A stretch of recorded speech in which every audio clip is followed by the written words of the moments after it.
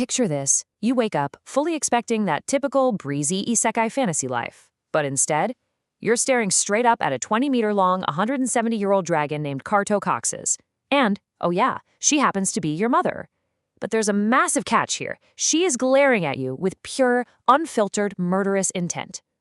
Welcome to our latest explainer. Today we are digging into the absolute ultimate underdog story of Klovik. He's a reincarnated soul trapped in the body of a wingless, red and black, mixed-blood dragon freak. Literally, from day one, the odds are just completely stacked against him, and the very creature who brought him into this world wants to crush him immediately. I mean, really think about it for a second. How do you even survive your first 5 minutes when your own mother looks at you like you're a mistake that desperately needs correcting? Okay, let's dive into this, because this question right here sets the entire stage for everything we're about to cover.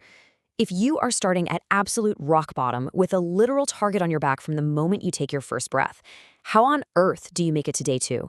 Throughout this explainer, you are going to see exactly how pure, relentless adaptability and a brutal, unapologetic grind set can actually stand toe-to-toe with royal genetics. We're going to break down his exact strategies, the unbelievable, frankly disgusting diets he has to endure, and the sheer willpower it takes to survive in a world where you are quite literally the weakest link. Act 1. Reborn as Trash Tier, the impossible spawn. To really grasp the sheer magnitude of his survival, we have to look at his starting conditions. We are talking about the ultimate, definitive trash tier video game handicap. Klovik isn't just born weak, he's born defective by the standards of his own species. Just compare these two starting paths. Pure-blooded true dragons, like his siblings Yeasty and Zorga of the Omnor's clan, hatch with an inherited legacy of skills and knowledge. They are naturally decades ahead of every other race from the absolute second they open their eyes, and they get lovingly hand-fed by their mother. Meanwhile, Klovik gets nothing. He is a mixed-blood beast with zero inheritance, no innate magical talent, and not even a pair of wings. He is given absolutely nothing, just a blank, miserable slate. So, you're probably wondering, why is he still breathing? Well, it all comes down to a sacred, unbreakable code among dragons known as Dragon Law.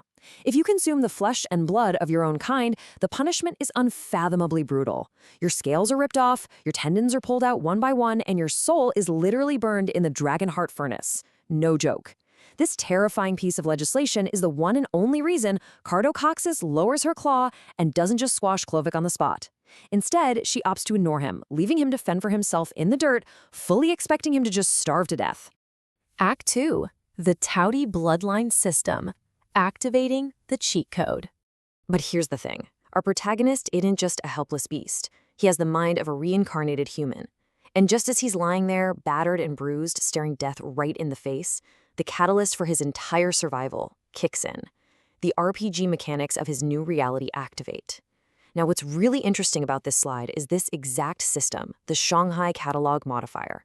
This is basically the cheat code he used in his past life's video games, made terrifyingly real. It grants him the Touty bloodline.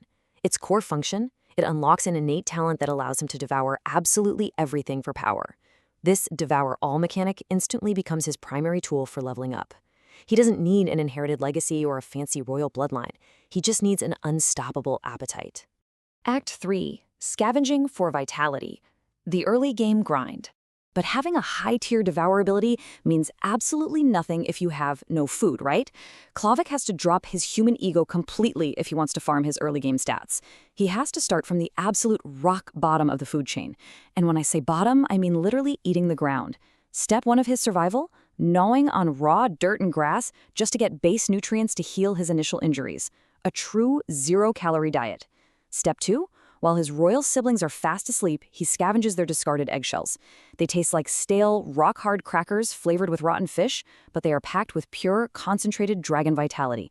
This grotesque meal allows his body to actually begin mutating and growing. Step 3, using his human intellect, he crafts a DIY bone and vine hook, catching a massive iron crocodile fish. Eating this unlocks his first passive skill, fish flow, which instantly teaches him to swim like a natural. He is literally hacking his own evolution, bite by disgusting bite. But the grind isn't just about finding food, it's about defending it. His first real boss fight happens crazy fast, and it is a brutal sibling ambush. A fourth hatchling, another mixed-blood beast just like him, sees Klovik's injuries and decides to make him a quick snack. Klovik uses his newly gained strength from those eggshells and plays dead. The very second the rival lunges, Klovik snaps its throat and neck. It's a flawless, instantaneous victory. But here is the absolutely critical moment. Despite his system urging him to devour the beast for a massive power boost, Klovik refuses. He knows his mother is watching from the shadows. If he eats his own kind, he breaks dragon law, and Cardocoxis would finally have the legal right to execute him. His human discipline, completely overcoming his monstrous hunger, is what truly saves his life here. Disappointed that she can't just kill him, his mother decides to brand him. While his true blood siblings receive the prestigious clan name Omnors, he gets slapped with the name Klovik. In the ancient dragon tongue, this translates to a scar that barely heals. It is the ultimate sign of disrespect, a permanent walking reminder of his trash tier status. But for Klovik, this pathetic name doesn't break him. Instead, it fuels a deep, burning vow to climb to the absolute top and tear apart anyone who stands in his way. Act 4. Securing the nest. Beating the purebloods. With his early survival somewhat secured, Klovik's next major hurdle is dealing with the arrogant, pure-blooded threats living right inside his own cave, namely his brother Zorga. And this brilliantly illustrates how raw power can be completely neutralized by tactical thinking. When Zorga challenges him, Klovik knows he can't win a direct test of strength against a true dragon. So, he intentionally goads Zorga, triggering a reckless, angry charge. As they clash, Klovik slips behind him and applies a human MMA-style chokehold and leg wrap. Seriously, who knew Brazilian Jiu-Jitsu worked on mythical dragons? Zorga is completely immobilized and burning stamina fast. Klovik then uses his claws to slice right through Zorga's neck scales until the pain makes the pureblood literally cry out, forcing their mother to intervene and stop the fight. In dragon society, power is everything, and Klovik just proved he's not the bottom of the hierarchy anymore. But physical dominance isn't his only weapon. Psychological manipulation works just as well. When his sister Yeasty takes over food distribution while their mother sleeps, Klovik doesn't try to fight her. Instead, he lives by a very specific, totally shameless philosophy. Dignity? What's that? Can you eat it? He aggressively flatters her, inflating her ego so much that she freely gifts him a highly valuable magical beast called a soul lore flame. He devours it instantly, unlocking a massive speed buff called Shadow Slip. He isn't just surviving, he is playing his royal siblings like a fiddle. Act 5. Expanding the grind. Farming the fueling swamp. As his power grows, the cave becomes way too small. Klovik realizes he needs to leave the nest in secret to farm specific materials and light up the evolution traits in his touty catalog. This takes him to the incredibly dangerous miasma-filled territory known as the Fueling Swamp, and this is where his relentless gamer grind truly shines. He wanders the deadly swamp, treating it like his own personal all-you-can-eat buffet. He eats a paralysis lantern shroom just to gain poison resistance. When he gets trapped inside a giant pitcher plant, facing literal melting death, he doesn't even panic. He literally just drinks its highly corrosive stomach acid like it's fizzy fruit juice, stocking up corrosion resistance and a 20% wound recovery buff. Later, he gets stung by a massive 2-meter catfish, tracks it down, beats it to death with a wooden club, and eats hundreds of pounds of raw, toxic fish to gain toxic bone spines. And he tops the whole shebang off by devouring an axe-head shark to boost his poison damage by 50% while moving.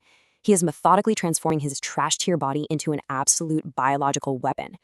And, he's still using his siblings back home to further his goals. In what we can only call the Thorn Ruby heist, Klovik finds a massively valuable damage-reflecting gem out in the swamp. He gives it to Yeasty, totally playing the role of a devoted, pathetic servant. He knows she has the inherited dragon eye skill to identify its true worth. Seeing its immense value, she swallows it immediately, but she repays his loyalty by feeding him a phantom horned spirit beast. Devouring this allows Klovik to unlock the phantom light skill, creating blinding visual decoys. It's an absolute masterclass in deception. He successfully tricks a pureblood out of their evolution resources without ever blowing his cover. But all this careful, calculated grinding is put to the ultimate test when the food in the nest runs out and the 3 siblings are forced into a deadly swamp hunt together. Because of their sheer, unchecked arrogance, Yeasty and Zorga push way too far into the swamp and accidentally awaken the 4-meter axis scale Croc King, the original, terrifying apex predator of the area. In a matter of seconds, the hunt is completely botched. Yeasty's wings are hit with toxic slime, and she plummets onto a tiny ring island, trapped and surrounded by deadly churning waters. And Zorga, the supposed pure-blooded powerhouse, immediately panics and threatens to kill Klovik if he doesn't risk his own life to go out into the water and save her. The tension is at an all-time high here. Klovik has spent all this time secretly outgrinding his siblings, but now he's backed into a corner where his physical survival might require him to reveal his true strength against a massive apex predator. Which brings us to the core question of this entire explainer. In a world where pure genetics and inherited legacy are supposed to dictate absolutely everything, can a reincarnated human with a relentless grind set and a cheat system actually overcome a royal bloodline? It's a fascinating dynamic that forces us to wonder just how far adaptability can take you when the whole world literally wants you dead. Think about it. Thanks for joining me on this deep dive, and keep your eyes open for the next explainer.